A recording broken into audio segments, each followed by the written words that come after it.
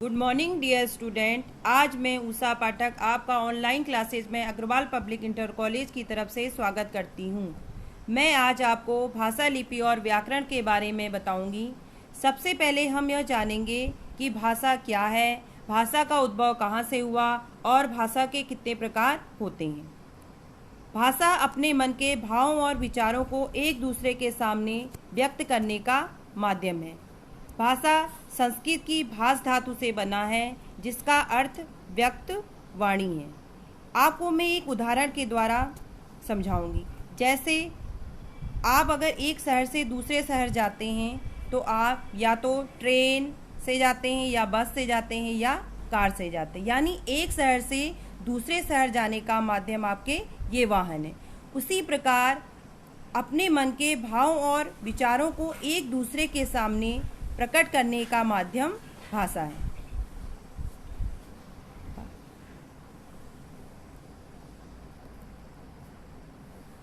भाषा के रूप, भाषा के 3 रूप होते हैं।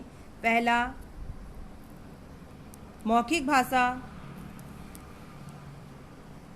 दूसरा लिखित भाषा और तीसरी सांकेतिक भाषा।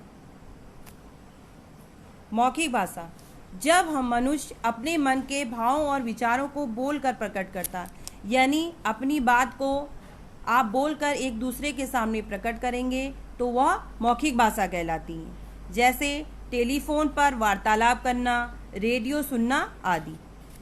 नंबर 2 लिखित भाषा, जब मनुष्य अपने मन के भावों तथा विचारों को लिखकर दूसरों के सामने पहुंचाता, यानी आपने अपने मन के भावों और विचारों को एक दूसरे के सामने लिखकर प्रकट किया है तो वह लिखित भाषा कहलाती है। जैसे पत्र लिखना, मोबाइल पर संदेश भेजना आदि। नंबर 3 सांकेतिक भाषा, जब हम अपने मन के भावों को संकेतों के माध्यम से व्यक्त करते हैं तो वह सांकेतिक भाषा कहलाती है।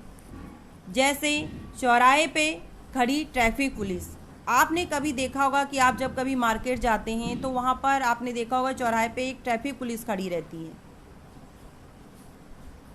तो वो अपनी बात को किस प्रकार बताती है कि आपको दाएं चलना है, बाएं चलना है, तो वो संकेतों के माध्यम से आपको बताती है कि आपको दाएं चलना है कि बाएं चलना है। तो ये सांकेतिक भाषा कहलाती है।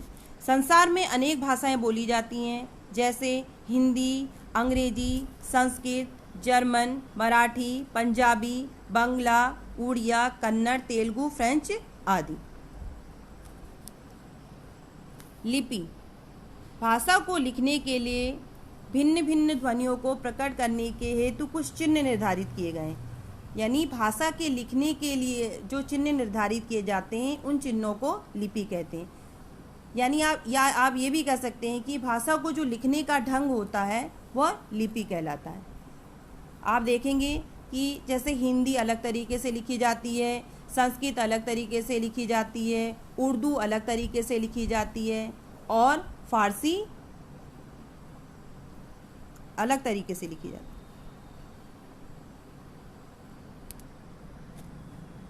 हिंदी, संस्कृत और गुजराती भाषा की लिपि देवनागरी लिपि है, अंग्रेजी की रोमन लिपि है और पंजाबी तथा गुरुमुखी लिपि में तथा उर्दू फारसी लिपि में लिखी जाती है। यानी आप देखिए हिंदी, संस्कृत, गुजराती और मराठी भाषाओं की जो लिपि होती है वो देवनागरी लिपि होती है। उसी प्रकार अंग्रेजी की रोमन लिपि होती है और पंजाबी की गुरुमुखी लिपि होती है।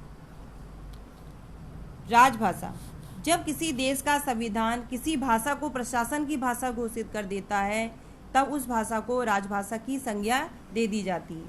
14 सितंबर सन 1949 में पारित भारत के संविधान के अनुच्छेद 343 के अनुसार हिंदी को भारत की राजभाषा की मान्यता प्राप्त हुई।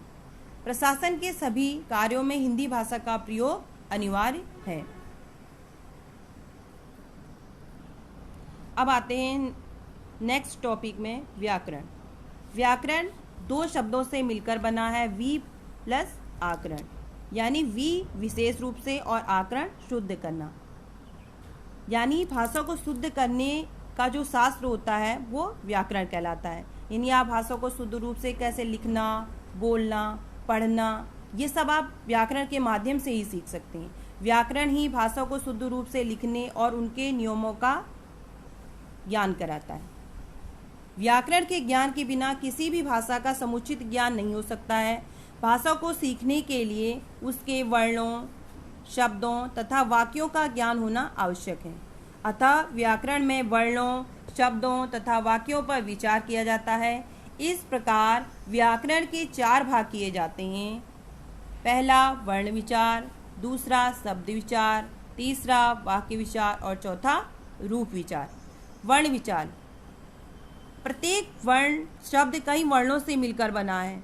वर्ण विचार के अंतर्गत वर्णों के आकार, उच्चारण और उनके मेल से शब्द निर्माण का अध्ययन किया जाता है। दूसरा शब्द विचार, प्रत्येक भाषा का शब्द भंडार कई तत्वों से बना है। भाषा अपने शब्दों का निर्माण करती है अथवा विभिन्न स्रोतों से शब्दों का अपनी आवश्यकता अनुसार ग्रहण करती है। शब्द विचार के अंतर्गत शब्दों की उत्पत्ति, शब्दों के विकास, निर्माण, आगमन, अर्थ आदि का अध्ययन किया जाता है। नंबर 3 वाक्य विचार, हिंदी में प्रत्येक वाक्य की निश्चित बनावट होती है।